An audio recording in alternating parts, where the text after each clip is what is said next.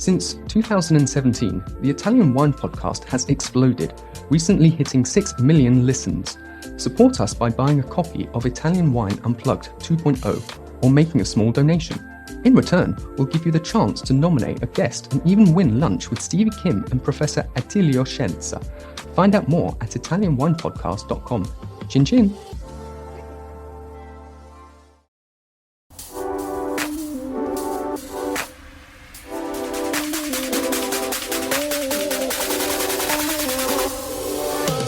Welcome to another episode of On the Road Edition, hosted by Stevie Kim. Each week, she travels to incredible wine destinations, interviewing some of the Italian wine scene's most interesting personalities, talking about wines, the foods, as well as the incredible travel destinations.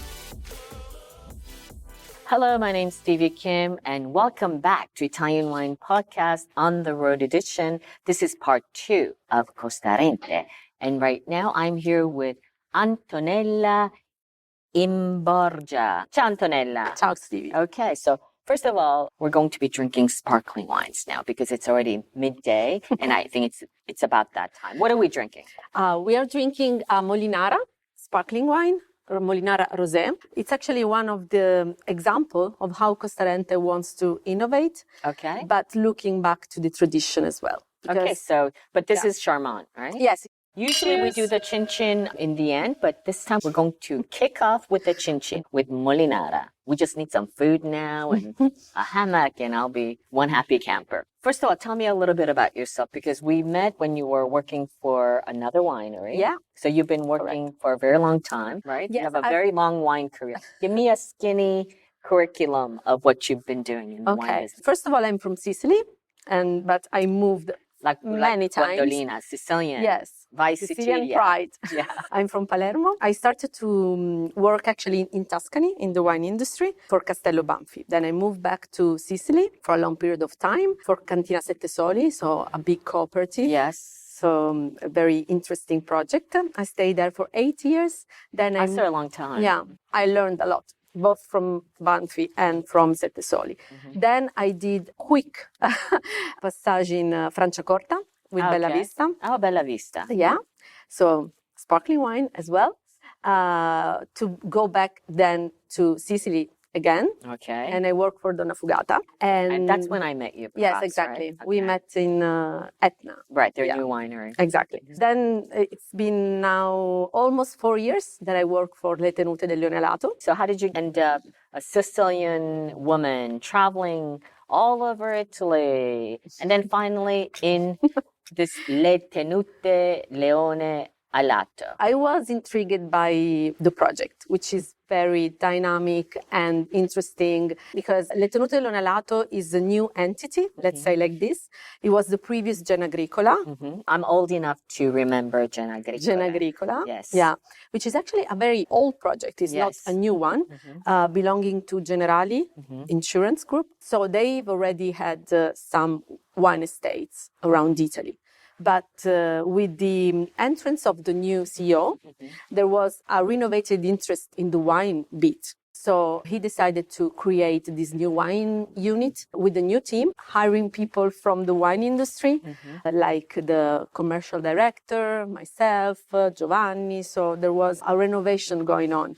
And it was super interesting from a marketing point of view to rebuild these brands and to acquire new ones. What is your role exactly? What is the job title, regardless of what you do? It's marketing manager. Okay. I look after the marketing department of the wine business, everything about the labeling, the promotion, the events, the social bit, everything regarding the storytelling about the wines and also about the products itself. So how big is your marketing department? We are not a very big team. We are 3 people looking after all the brands. Yes, so it's a skinny team. Yeah. Right. Very intense working. So what is your, I hope we'll get a chance to talk about the other estates later on in the future. Yeah. But with regards to Costa Arènte, it's fairly new winery, an area where there's so many wineries, right? Especially in Valpolicella at large. Yeah. Right? So how can you make Costa Arènte be prominent and be known, actually, introduce Costa Arènte to the rest of the world? It's a very big challenge. First of all, the ambitions are high. The main one is to produce one of the biggest Amarone of the area. And we are trying, with time, of course, to build the brand, starting from his strengths. One of them is the artisanal bit. We do a lot of the steps of the process by hand. All the harvest is done by hand. All the selection of the bunches, the selection of the berries once they arrive in the cellar. So we built a lot on this value. Then we have the Valpantena part. It's a little bit different to communicate Valpolicella and Valpantena, especially abroad. But we believe that Valpantena can give a point of differentiation compared to the rest of Valpolicella. That's why we proudly state Valpantena on the label. And we are trying also to be the system of wineries belonging to this territory, to this micro territory, as we like to call it. That's interesting. You're talking about the artisanal side of the wine business for Costa Arènte. In fact, I think your tag line is handmade in Valpantena. So that is Correct. your major claim. And so you want to really focus on that. Yeah, absolutely. Yes. In fact, these two words sum up a little bit. You're a marketing expert. How are you going to position this Costa Arènte, their wines, amongst so many different, because to say it's in Valpantena, there are other wineries in Valpantena. Yes, there is Bertani, there is Bertani's, Collina of dei course. Ciliegi. Collina is fairly new, but Exactly. Bertani, of course, is the It's the historical winery. one. Yeah. But we are trying not to compete too much between each other, but to try to build a system and to communicate firstly the territory, the Valpantena, to position our products in that sense, not to be like another Amarone, another red wine like you have thousands, but trying to build on this point of differentiation that actually affects also the wine itself. Right. I mean, starting from the wine, actually, because as Giovanni was explaining before, Valpantena means a specific style of wines made of freshness, and they are more easy to drink, which doesn't mean they are like simple wines. They can be very structured and complex, but at the same time, more approachable. Wine to Wine Business Forum. Everything you need to get ahead in the world of wine. Supersize your business network. Share business ideas with the biggest voices in the industry. Join us in Verona on November 13 to 14, 2023. Tickets available now at winetowine.net. And this is very interesting for us, for younger generations, which are not very used to drink Amarone. But in this sense, with this easiest approach, they can maybe be attracted. And we are also working a lot on the social side, trying to communicate more with this kind of audience. Try to find a more easy way a language that can be more approachable as well. So tell me about your markets. Are you in Italy? I mean, Giovanni was saying that the wines are mostly sold abroad. So how do you manage the communication? Because what you communicate to the Americans are very different from how you would communicate to, I don't know, the Germans or even Italians at home. Yeah. How do you manage, the different layers and the different channels of communication? Talking about the international markets, we are starting to build a more structured way of communicating the brands. I mean, our main market is Italy for the time being, and we are mainly focused on the on-trade, and we are starting to be a little bit more aggressive also internationally. Our main markets are, of course, USA, where we have our own distribution. Yes, what is it called? Leone Alato USA. Okay. But wasn't it called something else? Yes, it used to be called Moncalm. Yes, Moncalm. But with the new organization, yes, we changed as well, Leone Alato USA. Okay. Yeah. So it's a complete rebranding at every level. Correct. Okay. Also, to answer your questions, it depends also on the partner that you have on the different markets. For example, in the US, since it's a part of the company, we are very at ease to build with them projects, plans. We have organized this year for the first time a walk-around tasting of all the portfolio wines. Of the Le Tenute. Exactly, yes. We try to build partnerships with our distributor abroad. But it's not always easy to do. But for example, USA is a good example for us. Right. Would you like to tell us briefly about the different estates? Because it used to be 5 and now it's 6 with Due Mani, right? So would you like to give us a brief overview of the different estates? So Le Tenute Leone Alato consists of 6 wineries owned by the group. One in Friuli called the Torre Rosazza, where we mainly produce white wines like Pinot Grigio, Friulano, Sauvignon Blanc, Ribolla Gialla, for sure. Costa Arènte, here in Valpolicella. In Piedmont, we have Bricco dei Guazzi, where we produce Barbera, Superiore, red wines mostly, but we are starting a very interesting project with Pinot Noir as well. We have just released a rosé from Pinot Noir, and we are going to have also a red wine, very premium wine. Then we have V8+, which is our brand of Prosecco. V8 plus? Correct, yes. V8+. Why? Why is it called that? Why would be 8 plus? It's more like, I don't know, water. Yes, it doesn't sound like wine. We know that. But we decided not to change the name of the brand because it was already a nice success in the market.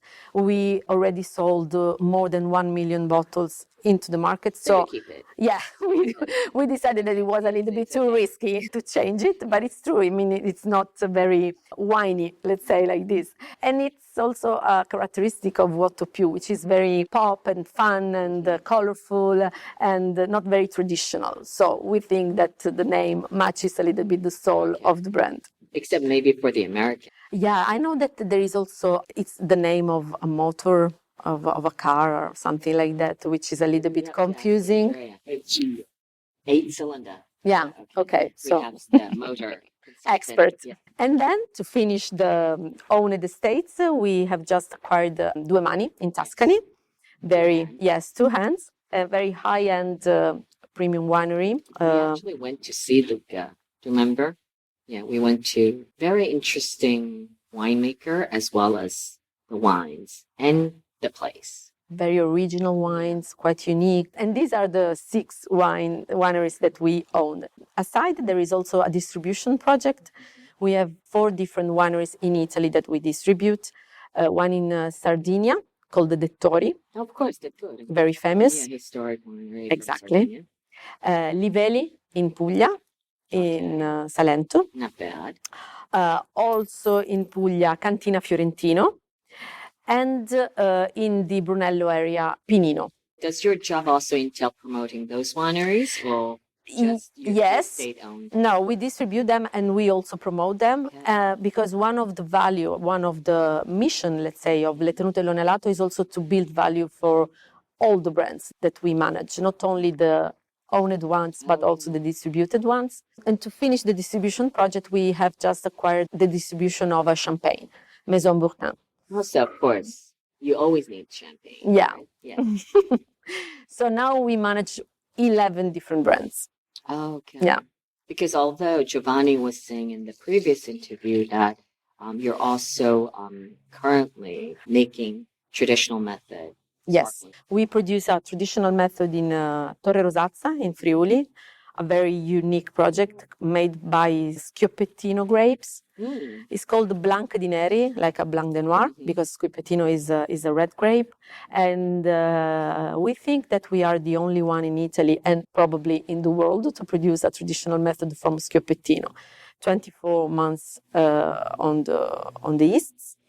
Then we are working for a traditional method also in Piedmont, always from Pinot Noir. As I was saying before, Pinot Noir will be a focus in the future for the Piedmontese winery. And here in Costa Arènte, Giovanni is working also on sparkling wine. I guess we're going to come to a close, but is there anything that you would like to say that we didn't mention? I would mention this magnificent tree behind us. How can we forget? We're sitting right in front of it. Tell us about this magnificent tree. Exactly. I mean, the mulberry is a mulberry tree, and In Italian, it's gelso. gelso. Yeah. Gelso in Italian, mulberry in English. In English, and yes. What a magnificent tree it is. It's beautiful. Yeah. Not me. Okay. It's beautiful, and it's a sort of guardian of the estate. It was here before us and kind of remind us that there was a past, there was a tradition in this place that we want to preserve and to evolve in a sense, and that will be here long after us. So a wise remind that we have to protect the territory we are in to let them live for a long period of time. So I would say like that. Yeah, a lot of wineries will have like a tree as a symbol. Yeah. I mean, you guys have grapes, but like, I think this works nicely too if you want to rebrand. Yeah, maybe in the future. Yes, actually the logo is a double cross that is shown also in the fountain at the entrance of the estate. And we decided to take this nice symbol and to add also a bunch of grape. I mean, some religious... Exactly. Apparently, this was messaging, subliminal, I don't know. Yeah, we don't, I mean, there is no religion significance, but it's true that Costa Arènte apparently was a stop of a pilgrimage in the past, where pilgrims stopped to restore, to rest, and we liked this sense of care and attention, and that's why we decided to make the symbol of the logo. Okay. Yeah. So Antonella, you are the marketing manager, okay, of this entire group called like Tenute Leone Alato. I have to focus to say this thing. But for Costa Arènte, I'm going to give you the last 30 seconds. You can convince our audience why they should come to visit Costa Arènte. Go. First of all, because it's a beautiful place. It's very close to Verona, so it's also easy to join and to reach. The wines are quite approachable and nice wine to drink, very versatile. And we have a lot of future projects that we want to release on the market. So there will be always something new to tell about Costa Arènte. So I think that for all these reasons, it's worth the visit. She had me at, it's a beautiful place, because I do agree, it's magnificent, with the mulberry tree as well. And that is a wrap with Antonella Imborgia from Costa Arènte. Ciao ragazzi, don't forget to subscribe below and ping us whenever you get your pods, okay? Ciao, ciao. Chin chin. Chin chin. Italian wine people. Listen to the Italian Wine Podcast wherever you get your podcasts. We're on SoundCloud, Apple Podcasts, Spotify, Himalaya FM, and more. Don't forget to subscribe and rate the show. If you enjoy listening, please consider donating through ItalianWinePodcast.com. Any amount helps cover equipment, production, and publication costs. Until next time, cin cin.